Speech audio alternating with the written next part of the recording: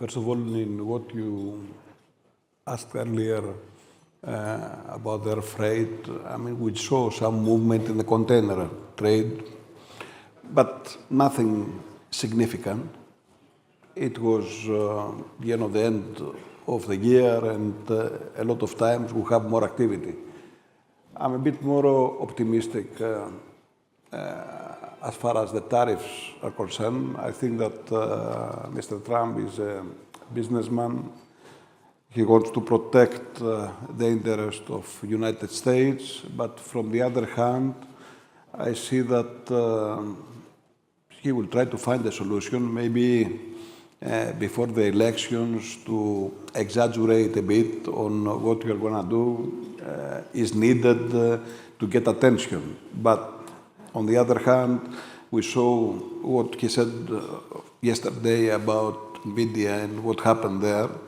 And he said that we have to be more competitive, we need to lower the cost and be competitive. So I think that maybe at the end of the day, we will see an increase on tariffs, but still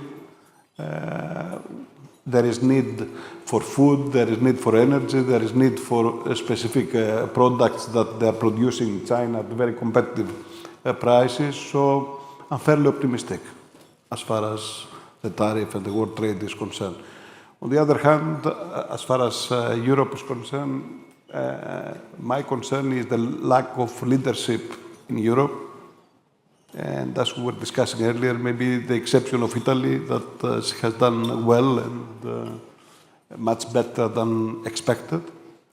And of course, when you have this lack of leadership in crucial decisions, that will affect more our economies. And of course, what has happened in the last 2 years plus with the Ukrainian-Russian war, with all these sanctions and what the consumer has paid for energy and increased in prices on various products in supermarket or products that we need for our daily life.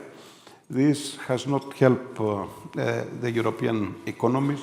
Greece is a bit different because we started from the bottom due to the crisis, so maybe for the next couple of years we still